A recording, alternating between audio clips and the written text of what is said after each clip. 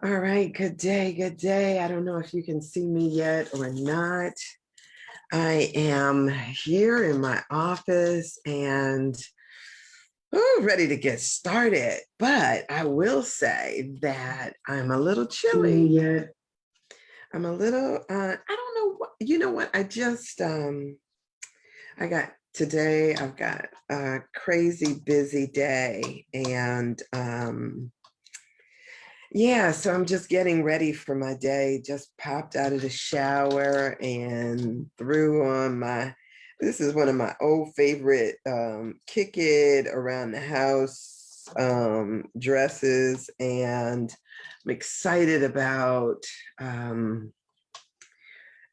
getting started, I guess, with my day. My day started hours ago though. But so I'm excited, but it's already started.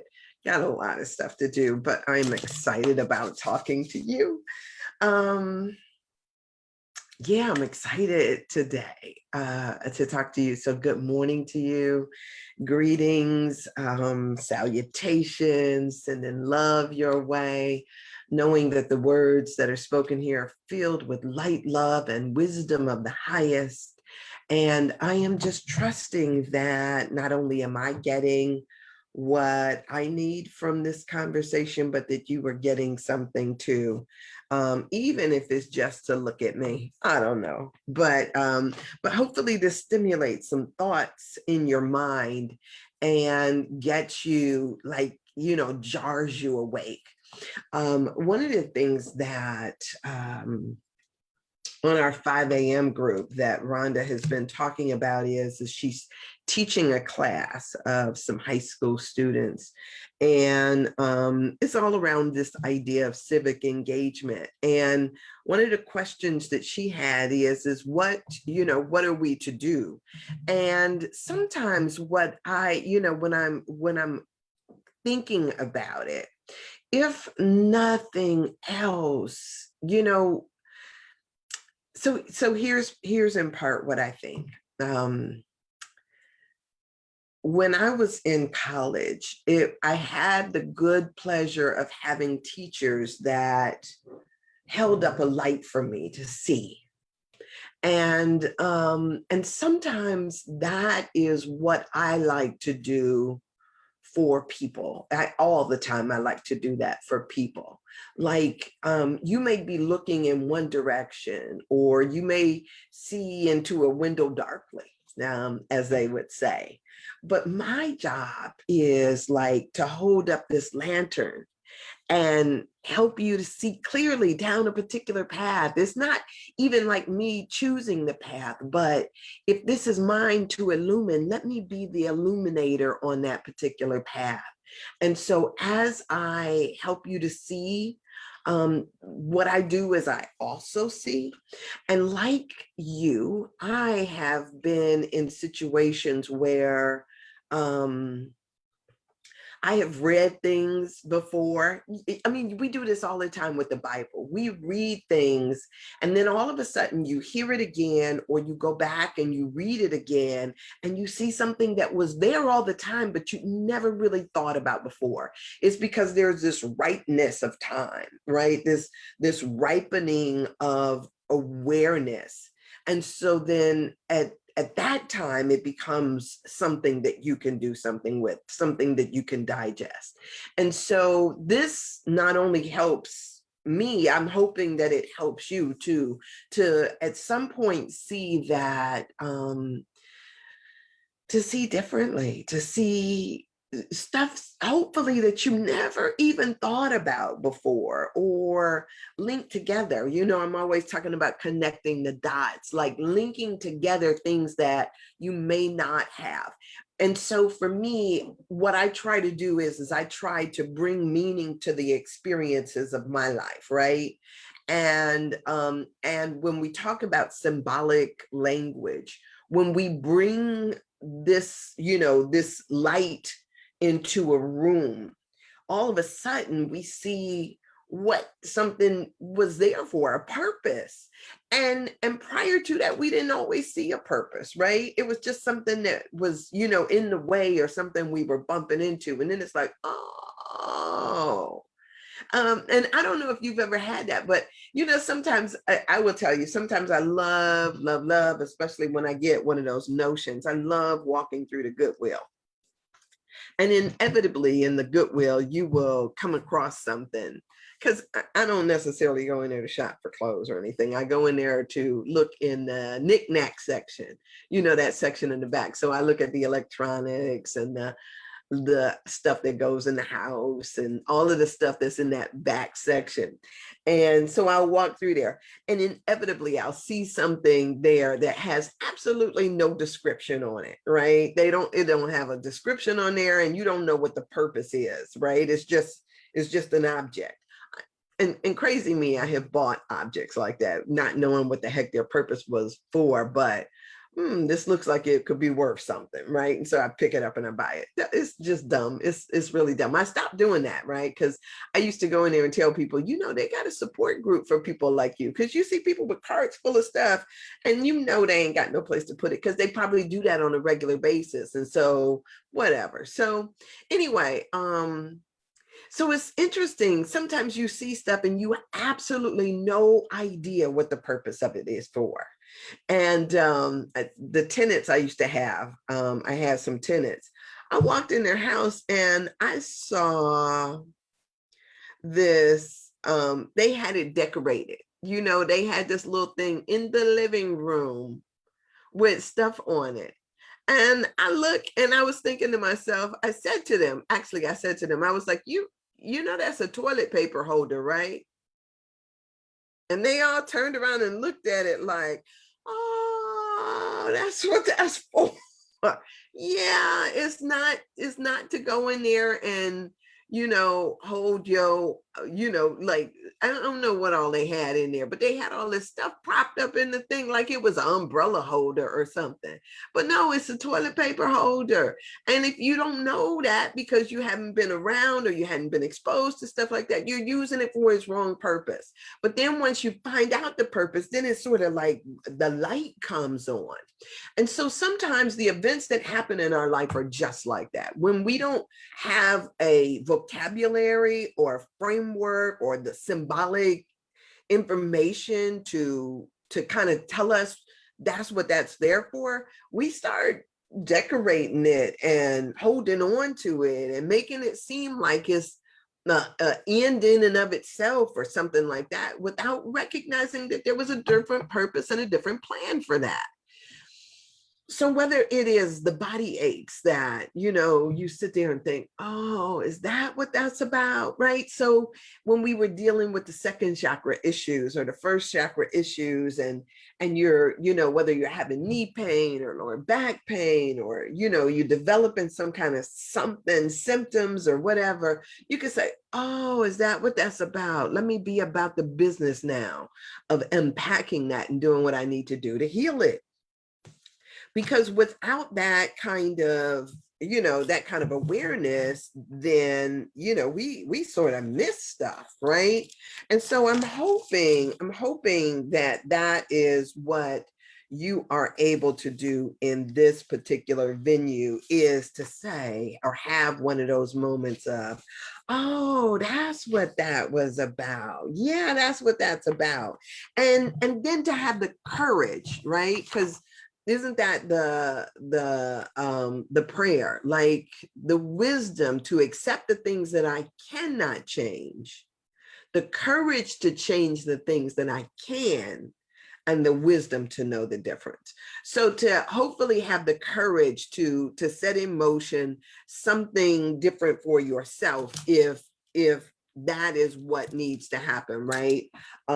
Set in motion something different for yourself. So that's my hope and my prayer for you. And so I greet you on this day. Yesterday, I said we were finishing up with the second chakra. Not sure that I read through all of these questions. So I really want to go over the questions for you. And then we're going to go in like skipping and dancing into the third chakra. Because once you get there, it ain't going to necessarily be so fun, because that is all about self-esteem. But what I will say is that Stephanie, even though she is in the room on the line. Good morning, Nadine. Blessings to you. Sunshine upon you. Even though Stephanie is in the room, she is working today, and she will be on. She is going on hiatus for a few days, going away on a retreat, and so she may pop in today, but will not be here for until sometime next week. But nevertheless, I will be here bright-eyed and bushy-tailed, and we will keep pushing through this material, because I'm just really excited about what this allows. And I would say too, because sometimes it brings up some really painful stuff, right? Some really painful awarenesses. And sometimes when we realize that we've been stuck, because there's so many of us that have been stuck for a while, right? It's like our feet are caught in some quicksand and we just have not figured out how to get out of that quicksand. And so if you are there, I get it, because been there, done that, got a t-shirt, right? Been stuck, now I'm unstuck. And in spite of what other people may judge about you and your situation, me and my situation, any of this stuff, this is not about other people. This is really just about you. And so just like walking into this, like with, the S upon your chest, being courageous and ready to take on this stuff. I said a few weeks ago that this woman was saying that when we meet people, that a good question to ask is what kind of work you've done on yourself. And to, you don't have to ask it in that terms, but to really be able to pay attention to some of the stuff that we get stuck in. Because one of the things that I was thinking about as it relates to power and the questions that we were asked yesterday, let me go back, because what she was talking about was this idea of our relationship to power, and what it is. She says our ability. She says that her question was, she would ask participants to describe their relationship to power. And she said it was always focused on an object. And we talk about it in terms of what we think we're able to wield in the world, So if you think that your big stick or your sword is, your knowledge or your beauty or, your ability to manipulate or convince or overthink or confound issues or to illuminate issues, what is your relationship to it, and what role do you play? Are you somebody that is wielding it, or are you someone that has another role or relationship? Do you do things? Are you one that operates out of fear? And unless you are in a state of fear, which a lot of times is the relationship that a lot of us even have to religion and spirituality. We do it because we're afraid not to. We do it because we think that there is a system of rewards or punishment based on it, rather than doing it out of love. And so when you think about that, I think that it is really something that is intriguing, and we have to learn how to listen for that. So my question has been, for me, this is me, it's like, are these truths, are these things that I am looking at, is it an objective thing or a subjective thing? Like, even how you see yourself. Do you see yourself objectively, meaning through the eyes of somebody else or through outward eyes, or is there an inner knowing, right? Because there are, yeah, is there an inner knowing? I'm going to leave that right there. And I'm going to come back to that, because I think that that is a significant answer, because a lot of times we live our lives in comparison. We compare our dossier with somebody else's, or we get caught up in that. And is that really esteem? And if you are, and if you are comparing yourself to other people, are you really getting a full measure of the beauty that is you? Are you really being able to stretch in the awareness that is you? Because a lot of times we play the rules, we play the game by other people's rules, and as long as they tell us that we need to color in those lines and that's all we need to do, then we're really good at coloring within the lines. But what the heck happens when you given a blank page, right? What do you do then? All right, so let's work through these, or let's go through these second chakra questions, and then, and this is just, you know, if you wanna type in the window, that's cool. If you wanna send me an inbox message, that's cool. If you want to just ponder this on your own, that's beautiful and wonderful. Hey, Desmond. Whatever, however you choose to engage with this is good with me. I'm just asking the questions because I think that the questions bear asking. And one of the things that Stephanie suggested is that we start with the questions, like if we start with the questions in the first place and then back up into the text, that we might have a different awareness of it. So let's try that for 3, but realize that it may take me, and I'm not trying to say this to scare you, but it may take us a couple of weeks to get through the third chakra, because it's certainly taken us a few weeks to get through the second chakra. So so if we do them now, it doesn't even mean that we'll remember tomorrow or next week that we read through these third chakra questions. So I'm going to read through these second chakra questions like I usually do, and then we'll go from there. So the questions with the self-examination for the second chakra is, how do you define creativity? How do you define creativity? And a lot of times we think about it as in arts and crafts, right? That's how a lot. And who gave you that definition, right? Is that like something that you had based on your school experience or what? So how do you define creativity? Like, are you now a photographer or artist? Do you see beauty everywhere? What is creativity for you?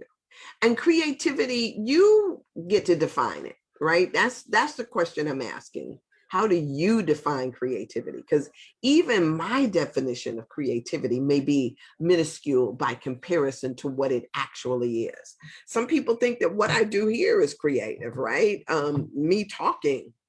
Some people have that idea that I'm pulling things out of the ether and making them into something. So what's your definition of creativity? Do you consider yourself to be a creative person, right? When you think about you, do you see yourself as giving birth to something? Are you creative? And then do you follow through on your creative ideas, right? Because there have been ideas that I have had that I have thought was so good, you know, and or a moneymaker. This is going to be the bomb, right? The bomb diggity. But then life gets in the way. And just because we have a creative idea on Sunday doesn't mean that we do anything with it on Monday. Or then we'll talk about, oh, well, so-and-so took my idea, or blah, blah, blah, blah, blah, right? Any number of things. And people will exploit you for your ideas, right? So say, for instance, like I do this, right? I realize that somebody could take my material here, whatever it is that I'm saying, and write yet another book. And not have, because I got a friend of mine who wrote a book and there was not a word in it that was his own. That was what the funny thing was. Because I asked him about it. I was like, I said, you wrote this book. What kind of experience do you have on this? And he was like, nothing. He was like, I got that book and I got that book. And I just kind of combined the information together. And voila, I got a book. Published it. Now, not a single experience on his own or anything else. And so just because you get that information, and don't, sometimes what we do is, oh, Sandra just gave me an idea. That's not being creative. That's being, yeah, and there's a price to pay, right, for that kind of stuff. So I'll leave it there, but just think about it. But this is meant to stir up thoughts for you, right? To stir up your own thoughts, right? So, and that's what I use Carolyn Miss's work for, to not just like get her information, but then what does this stir up for me?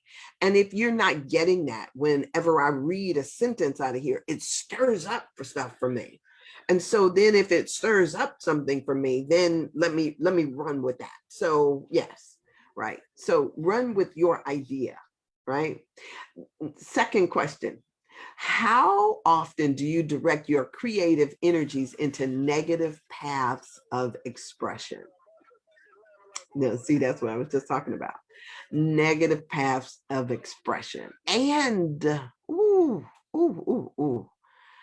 because there are so many. I got to tell y'all this example. I don't know why. That's being a capitalist thief. Yeah. Hey, good morning, Erica. I don't know why, but I used to have, I've met people who, when they met me, wanted to, okay, so y'all know me already. I don't have to tell you who I am. If you've been watching me anytime, you already know who I am. So some people will take the idea and want to create negative stuff around this. I do ministry work, right? I do love. This is me. I'm Miss Positive. But why do some people want to take that and be exploitative? Is that the word? Exploit that. So what is it that a friend of mine was like, ooh, like he wanted to start a business with me walking around in a freaking swimsuit. And I'm thinking, like, do you hear me? Do you know me? Do you know who I am? Oh, Sam, we could. And I'm like, what the hell, right? Or the person who wants to, whatever. I mean, it's like all of these things.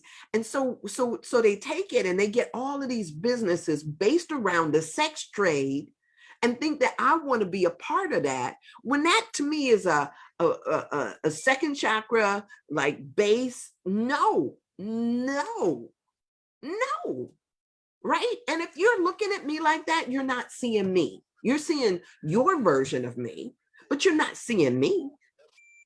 And so some people, they always appeal to the base appetites of people, right? Not the aspirations, but the appetites. Let's go down deep into the thing. Yeah, all right, whatever. Miss Erica, it may have been some interesting to some people. It wasn't of interest at all to me. So, do you exaggerate or embellish facts to support your point of view? And that's something too that, because exaggerating and embellishing facts as if it's not good enough on its own, that too can be problematic, right? But that's the question that we have to ask ourselves, and to be honest with yourself about it. I mean, this is a question that you answer for yourself, not necessarily for me. So say for instance, when I first read this some years ago, and I asked myself the question, do I embellish or do I make up stuff in order to support my point of view? And if I did, then I really needed to check that to make sure that I was in alignment with the principles and the purpose that I was about. When I first found you, I was enamored with your personality's infectious smile. Well, thank you.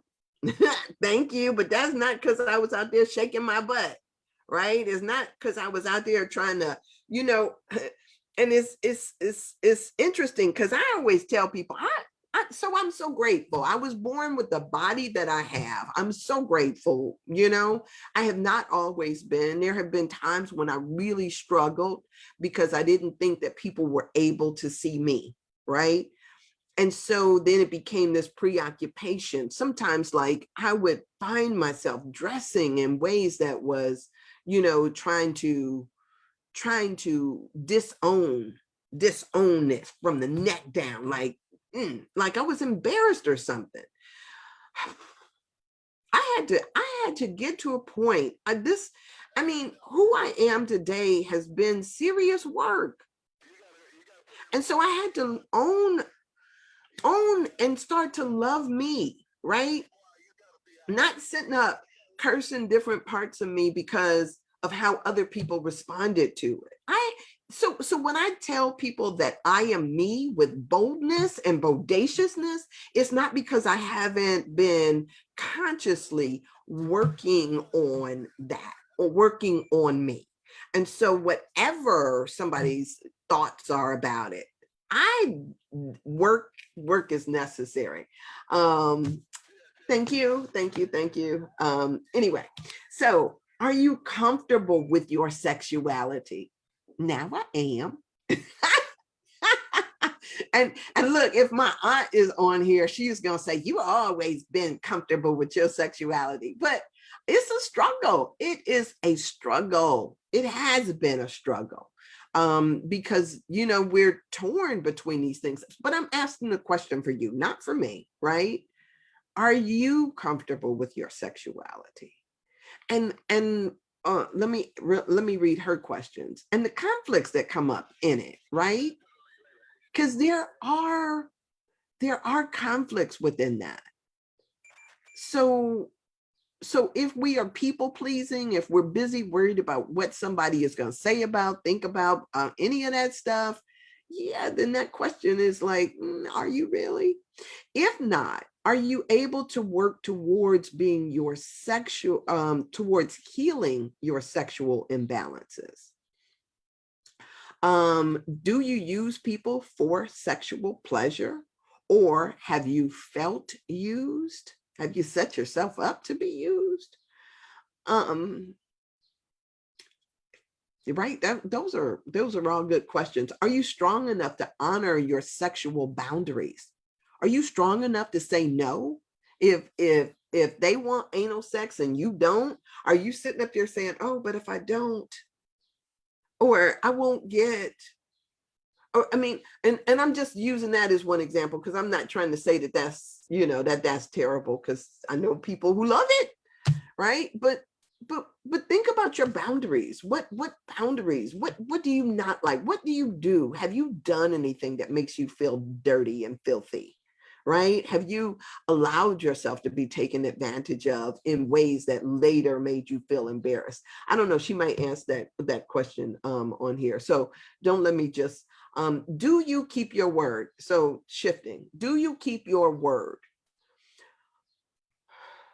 What is your personal code of honor? Think about that. Of ethics? Do you have one?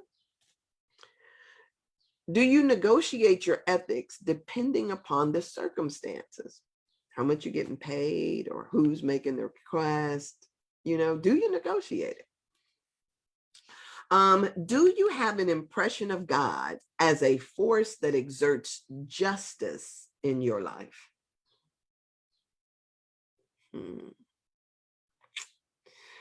Are you a controlling person? I got a friend of mine who, she doesn't watch this, but her theme song was that Janet Jackson's Control. It was like a running joke. We would tease her. And then when she wasn't getting her way, like say for instance, I put too much nutmeg in the waffles and she didn't want nutmeg in her waffles. I don't, she ain't want no nutmeg in her waffles. And so what she did was she pushed the plate away and did her arms like this, pitched a tantrum. Like, I'm thinking, like, Heifer, we got a room full of people in here. Everybody else eating their waffles and loving them, but you mad because they too brown for you? Oh man. She was just hot, just pitching a tantrum. So, we used to sing that Control song. Yeah, Control. She gets even madder. Do you engage in power plays in your relationship? Ooh, I know some people.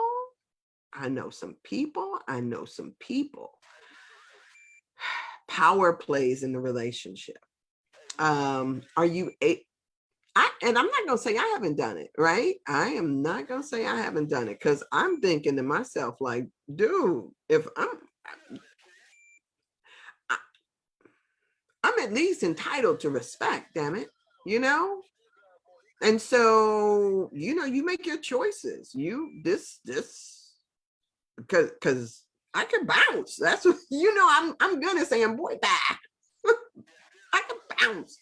So, have I engaged in power plays? Do you engage in power plays? I think that we all have a line.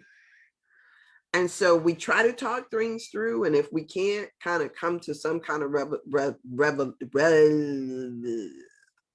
resolution, I think sometimes we do take our marbles and go home. But most of the time, it's not even about the marbles, right? Most of the time, it's not even about that. Are you able to see yourself clearly in circumstances related to power and money? And I think that being in and working through this material has made me mega aware of these ideas around power and money, and so that I know in the midst of the things that are going on, I kind of know when I am making choices for each and the parameter of those choices. Does money have authority over you, right? Do you make compromises that violate your inner self for the sake of financial security? Right? And I think we talked about that a little bit yesterday, if not the day before. How often do survival fears dictate your choices, right? Survival fears. And what are the survival fears? Food, shelter, clothing, and how often are you kind of like baselining it there? Like everything is going to be about food, shelter, clothing. When then really that's so, you're most of the time we're far removed from that, but we make it sound like we're only one meal away from starvation or only 1 week away from being homeless. That's how we characterize it. But even too, is that like just kind of, stoking the flames on our fears? Are you strong enough to master your fears concerning finances and physical survival? Or do they control you and your attitudes? Right? Ooh. I mean, some of these questions are really big questions, right? When you take the time to really just kind of to look at them. What goals do you have for yourself that you have not yet, that you have yet to pursue? What goals do you have for yourself that you have yet to pursue? So if mine's is writing a book, I started out at the beginning of this year, really focused in on, I'm going to write a book. I'm going to write and publish a book. That is my thing. And I'm working on it. I'm actively working on it. What ones do you have that you are not yet actively working on? What stands in the way of you acting upon those goals? Do you not have time? Is it because you're afraid? What is it? Is it laziness? Is it complacency? Is it that the goal is not big enough? What is it? And so these are questions, those are the questions from that second chakra issue. Now I'm going to flip over and I'm going to do the third chakra questions before we get into the third chakra. And I'm wondering if I should do this after I introduce the chakra or before. Let's do these questions. Let's see, we're at the top of the hour.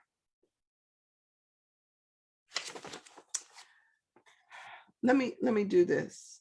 Let me do them now, and then we will. And I'm going to read through them. I'm going to try not to comment on them. I'm just going to read through them, and then we'll start in this third chakra. Okay, so questions for self-examination at the end of the third chakra. Do you like yourself? If not, what don't you like about yourself and why?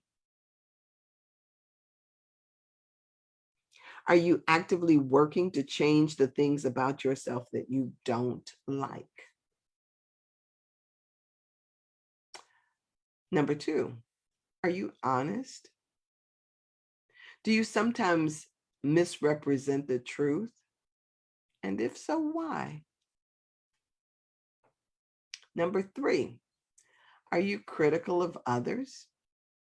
Do you need to blame others as a way of protecting yourself?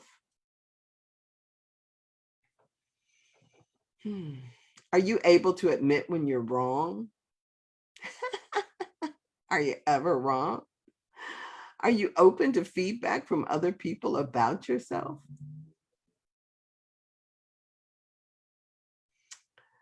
Number 5, do you need approval? Do you need the approval of others? If so, why?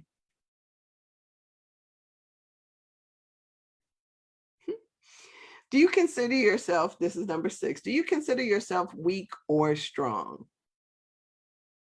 Are you afraid of taking care of yourself?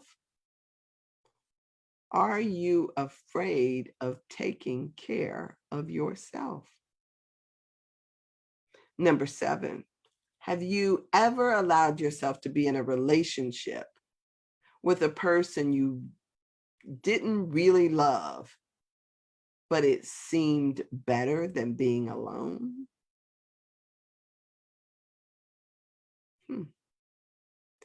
Do you respect yourself? Can you decide to make changes in your lifestyles and then stick to that commitment? Number 9, are you afraid of responsibility? Or do you feel responsible for everything and everyone?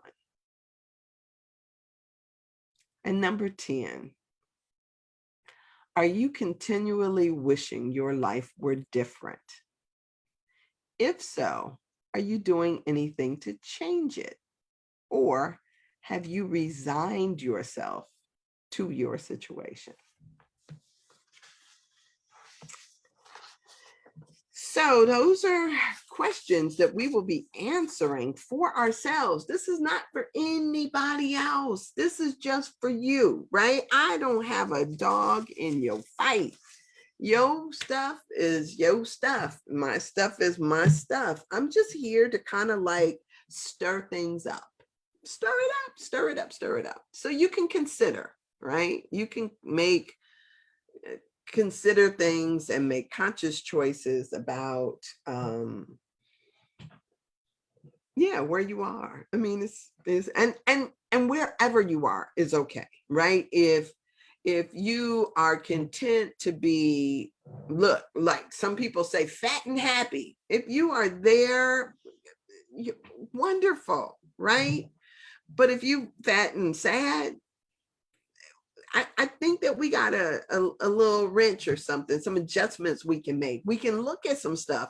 We can figure out some stuff and say, okay, how does this work, right? Or can we make it work? Can we do something different? And sometimes it is this thing of throwing a bunch of stuff up against the wall and seeing what works. I know that some of us have struggled with things forever and not had a clue as to how to change the situation.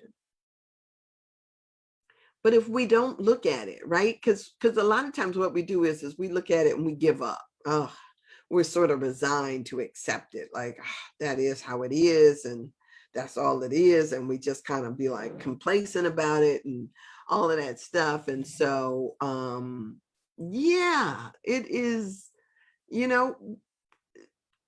got to have the courage to look at it and then figure out, or say, I'm gonna stick with this until I figure it out. I'm gonna wrestle this, right? I'm always talking about wrestling that angel, right? I'm gonna wrestle this until I get it right, until I get what it is that I desire. And if it takes you the rest of your life, what else you got to do, right? It's part of living. It's part of living your life. So let's embark on this. Let's kind of talk about this. Okay. So the third chakra energy is all about personal power. It's the personal power chakra. It becomes the dominant vibration in your development during puberty, right? So puberty, right? Sometimes, and I know I say it, and we think about it in puberty terms, like that is when this sort of manifests for us. But some people are stuck in the second chakra, so they're not even working on the third chakra issues, right? They're so sometimes, even though we kind of touch on it, what we do is we haven't fully developed it. It's like having a muscle that has atrophied, or a muscle that is not necessarily activated. And until you really start to work that muscle, it doesn't come into its fullness. It is kind of like, just underdeveloped. Let me kind of dwell in that for just a second. When I first started doing yoga, my Vanita is, she's my go-to yoga teacher. I'm usually in her class.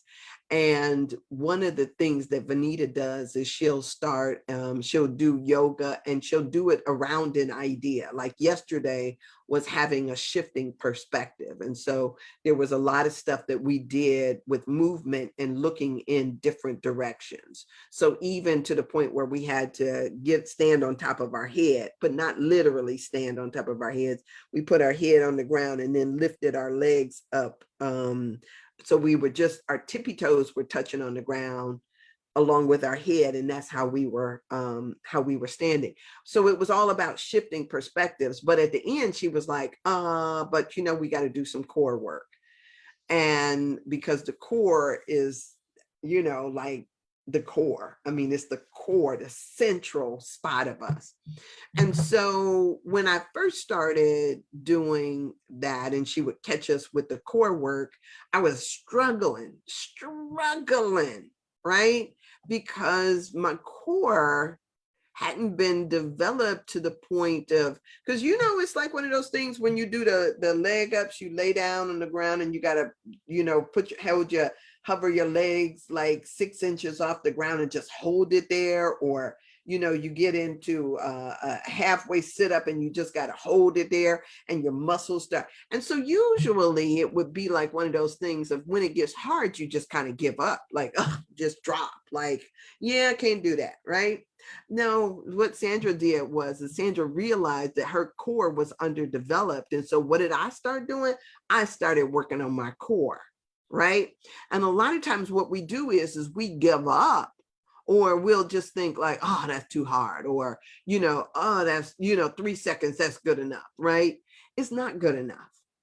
It's not good enough when you realize that you have the ability to hold it there, right? That means that you work at it, right? I'm out there and I'm working at it. But now it's to the point where, man, that's like You know, I'm gonna go a few seconds longer, right? Because that's what it means to work on this developing stuff. So yes, we addressed this when we were in puberty. It's still here. And until we really just like make the decision, I'm gonna work on this, right? Until I get it, until I, until I have a breakthrough. And then even when you have a breakthrough, this stuff is not something that goes away. So it takes constant attention and constant work. So it assists us further in the process of individuation, of forming a self ego and personality separate from our inherited identity.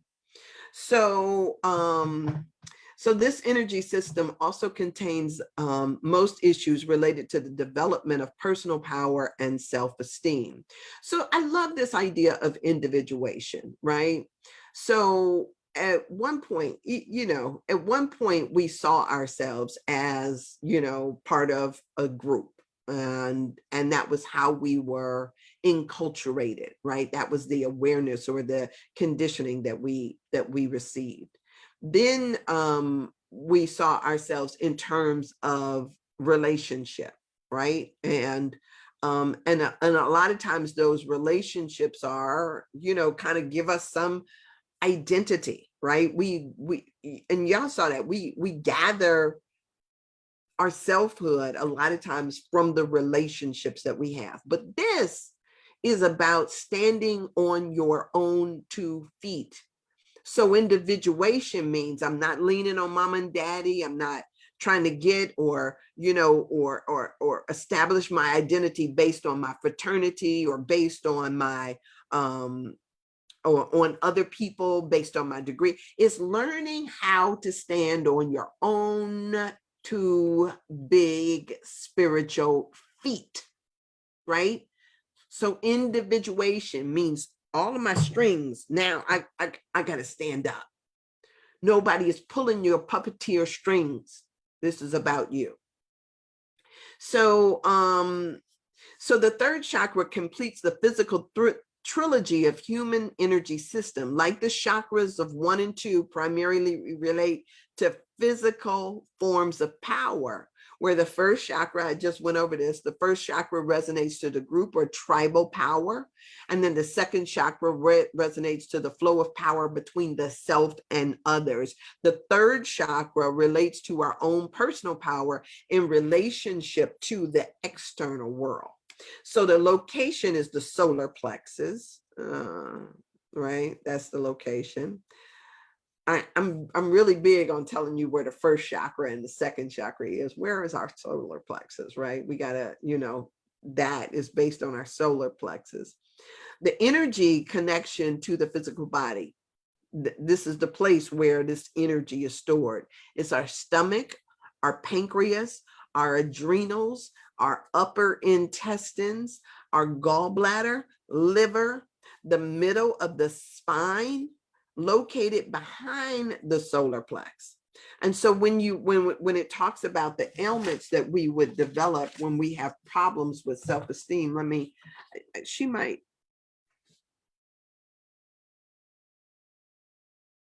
I'll just finish reading this and then and see, because instead of flipping back through the book. So the energy connection to the emotional or mental body. The 3rd chakra, often called the solar plexus, is our personal power center, the magnetic core of the personality and the ego.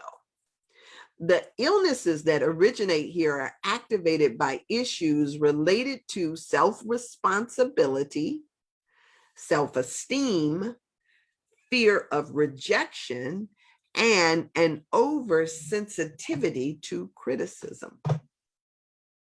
The symbolic perceptual connection. The 3rd chakra mediates between the primarily external, which is characteristic of the first and second chakra, and the internalization of consciousness. We're going to delve down on that a little bit better. First chakra has external center of gravity and is always located within a group mind. Second chakra 2 has an external gravitational center, but it focuses on relationships and their effects on us. In the third chakra, however, the gravitational center is partly internalized. That's that subjective that I talked about.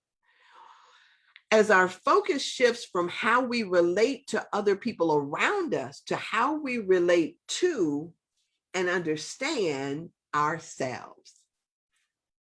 This is juicy stuff. I don't know if you recognize how juicy it is. I can remember back as a teenager, I did not like myself very much. As a matter of fact, I had a time when I actually tried to commit suicide, believe it or not. I have said often that I felt like I was the ugly duckling of my family. I didn't have any talent, or so I thought. And there was a lot of just like, why, God, why am I here? Kind of craziness, right? And I remember the day, I can kind of like, I see myself in my own mind's eye, sitting on the floor, back up against the base of my bed, holding my legs, and I was crying. And I remember the thought coming to mind that if nobody else in this world ever loves me, I'm going to love me. And so I took this red lipstick that I had. I do believe it was like a little Avon stick of lipstick, one of those little white sample things. And I went over to my mirror that was on the wall, and I wrote in lipstick, I love you. I wrote that at the top of my mirror, I love you. And that's what I said to myself. If nobody else on this earth ever loved me, I was going to love me.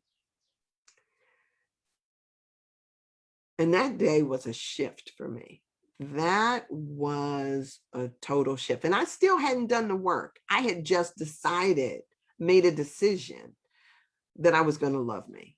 I hadn't done any work towards it. My basis for loving me was kind of like one of those things about comparison and all of this other crazy stuff, but I was going to be self-contained.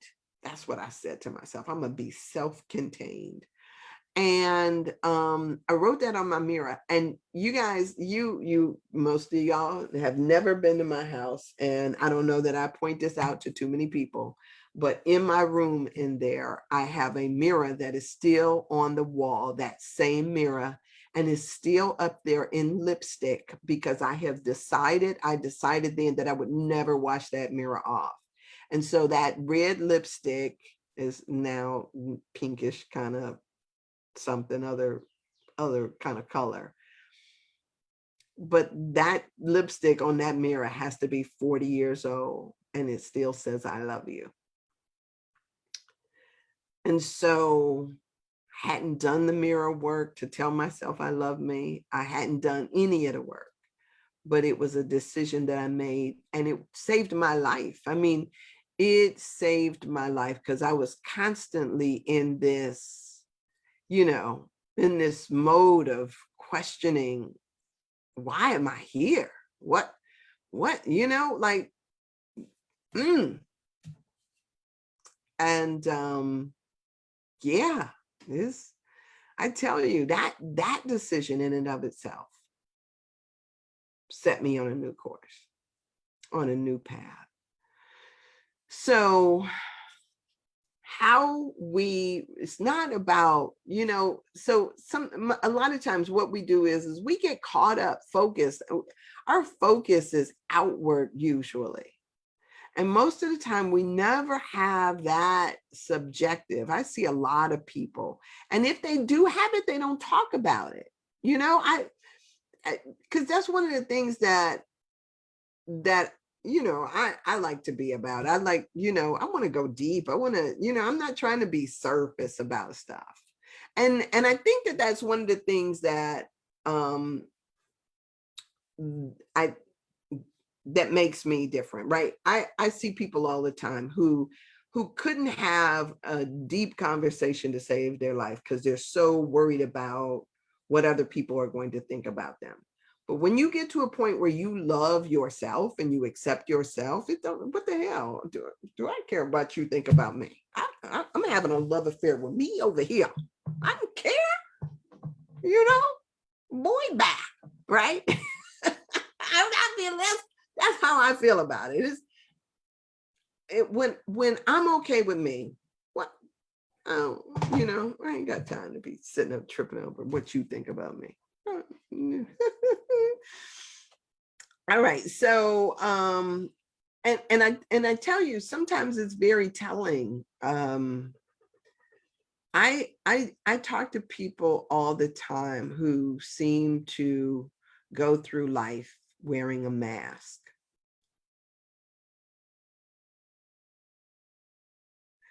And I wonder if you're always wearing a mask, can you know yourself? Can you love yourself? Can you accept yourself when you're always wearing a mask? I don't know. Anyway, we'll get through that. We'll work through that stuff. Okay, so the sacrament connection, the Sacrament of Nazar. I'll say it like that because I don't know exactly how to pronounce it. I just some of these things I'm just winging it on. Nazar. It sounds good to me. Nazar represents divine quality of endurance. The Sacrament of Hod, Hod, symbolizes majesty or integrity of the divine. Majesty or integrity of the divine.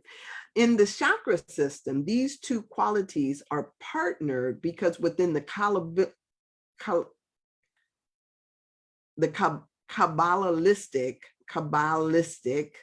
that's just one L, Kabbalistic tradition, both represent the qualities we need in order to stand up as individuals. So left foot, right foot, right? Standing on your two big spiritual feet means that you got both legs up under you, left foot, right foot.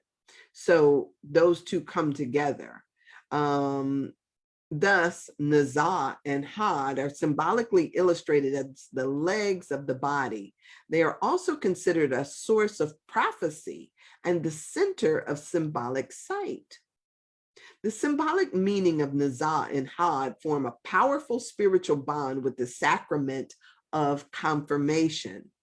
This sacrament represents the emergence of the conscious self, or the part of the human personality that is eternal and naturally aligned to the sacred. So this is, there's so much that I want to unpack in that. The sacrament of confirmation, right? What does it mean? What does confirmation represent to you? To be confirmed, right? Confirmation. Is it a confirmation that is external, or is it a self-confirmation, right? That all of that kind of works in there. Does it, did you guys see that movie? Was it The Prophet? Ooh, what was that man's name? Where he got out, I'll tell you the scene that I was thinking about in particular is because he got out in the water and he basically confirmed himself. He dunked himself under the water and made himself into a prophet or a rabbi, or I forget what it was, but and it's somebody really famous who played that role. But it was just like, so my question is this something that is bestowed upon you, right? And if it's something that is bestowed upon you, is it real for you? Or is it something that comes up from within you, right? And so that I'm going back to that objective versus subjective thing, outside or inside. And so this is here saying to me that it is both, right? And both and so one without the other is really something that I think we have to pay attention to. So primary fears: the fear of rejection, criticism, looking foolish, and failing to meet one's responsibilities. All fears related to the physical appearance, such as fear of obesity, baldness, or aging, fears of others have discovered our secrets. So we got a whole lot of secrets when it comes down to this idea of self-image, right? And then what does that keep you from, right? Do you not do something because of what the neighbors will say or what people will think? Are you afraid of looking foolish? I mean, and how do you get beyond that, right? Because sometimes it's like, it seems like you'd be sitting there like when a cat got your tongue if you were afraid of always being foolish. Or sometimes being foolish, right? Sometimes people will, no matter what you say, you got those people who got something smart to say about it, like Erica. But but there are other people who, who will be like, oh my gosh, I'm so glad they said that. I will tell y'all, I was really like bent out of shape. I don't know if I told y'all about this. About a month ago, maybe a little longer ago, I was on one of those Zoom calls, and it was somebody that was offering this course on, whatever, I'm big on getting on calls about, or coursework about diversity and inclusion, or something that I feel like I'm going to learn something from. And we had this breakout session, and in this breakout session, we get in these breakout sessions and nobody wants to say anything, or they'll be asking the question like, well, who's supposed to be leading, or do we have a facility? People are, and I'm one that I'm just going to jump in and I'm going to say what I think. So everybody's sitting up there like kind of going around, and I threw out some ideas. I just started talking, which is what I do, right? I just started talking and I said some stuff, and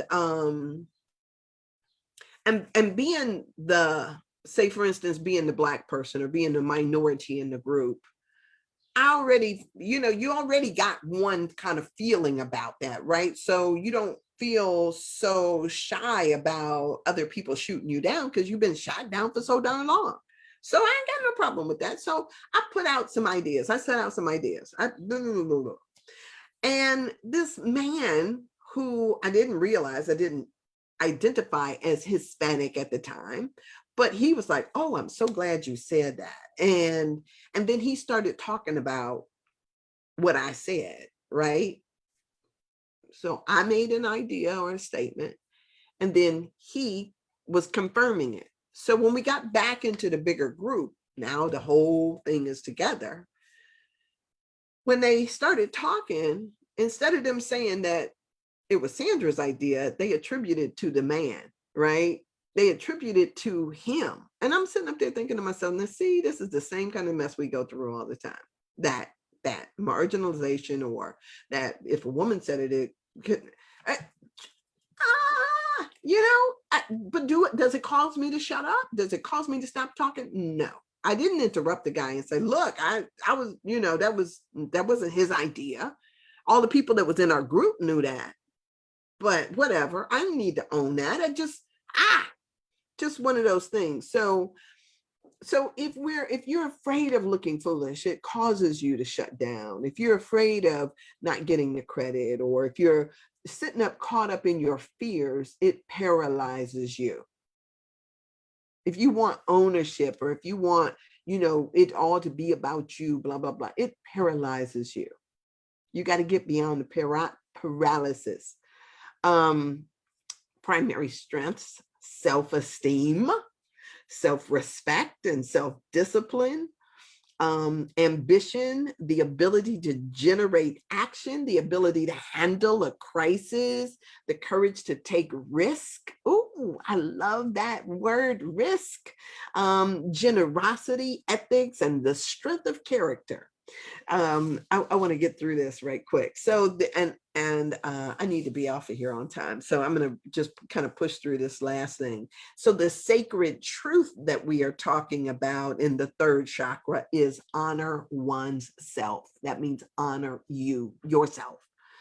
A theme supported by spiritual energies in the Sacrament of Nasa, which is endurance, Nazah, endurance, and Had, majesty, and by the symbolic meaning of the Sacrament of Confirmation, as well as by the power inherent in this third chakra. So the energies that come together in this chakra have one spiritual goal: to help us mature to our self-understanding. To help us mature in our self-understanding, the relationship we have with ourselves, and how we stand on our own and take care of ourselves. That's big. That is big. No more asking, can you walk me to the bathroom? No more worrying about having a cosigner or somebody who agrees with your point or your idea. Is having confidence and belief in your ability, in your own intelligence, not by comparison to others. And even when it sounds foolish, to say, damn it, this is what I think, right?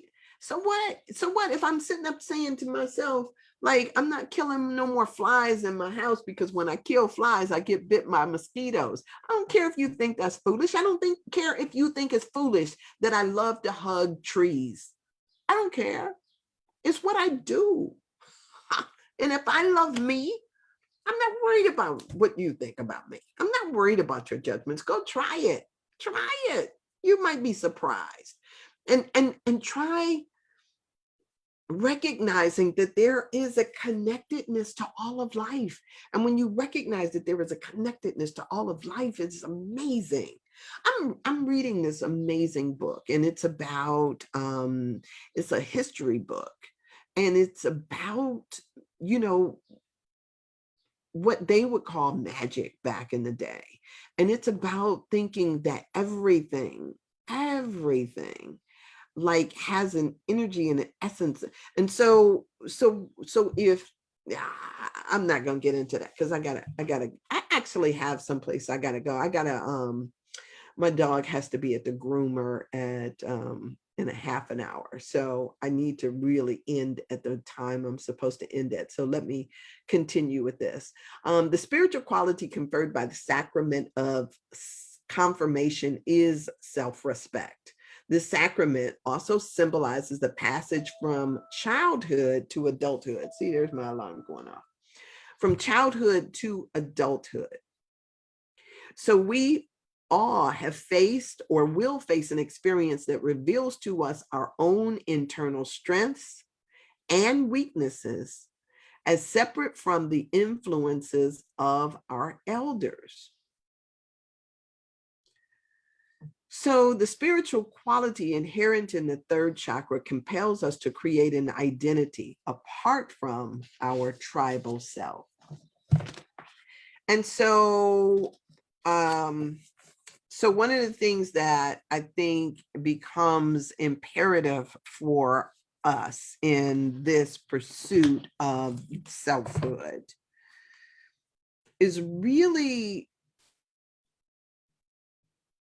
figuring out let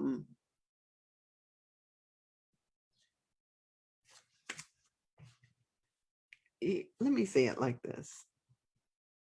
accepting the fact that you are who you are on purpose by design. You are not a mistake. Your being here is not a mistake. That God so loved the world that he gave us you, right? She meant for you to be just the way that you are. Getting to the point where you accept that and stand in that truth is sometimes the work of a lifetime, but it is the work that you must do. So to that end, I am so excited about going through this third chakra with you and asking the questions, even if you never answer me, answering the questions for yourself so that you get closer to what it really means to love you, to have the highest respect for yourself, and not based on other people, not based on this external world, but how do we get that center within ourselves where we stand in love, where we stand in knowing, where we stand in truth, saying, ooh, this is exactly who I'm meant to be.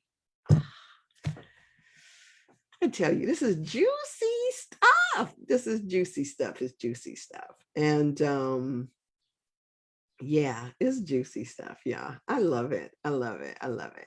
So listen, I am so grateful for you. So grateful for you being here. And I saw Stephanie when I first came on, but she is, working those phones, working her job right now. And she will be leaving, I suppose, later today. So she won't be here tomorrow. So safe travels, and I hope you enjoy and go deep on your retreat. So that'll be fabulous. That will be fabulous. You guys, right where you are, I'm hoping that you're experiencing a retreat, right? A total, a deep dive into who you are.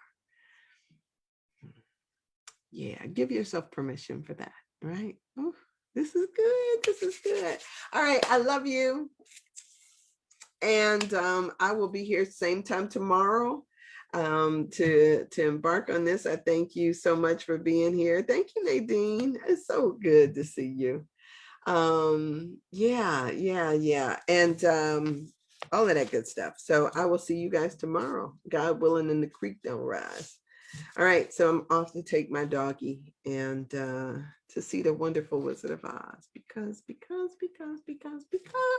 whatever. All right, I'm just silly. All right, so I'll see you tomorrow. All right, have a great, fabulous day. All right. Thanks, Stephanie. Bye.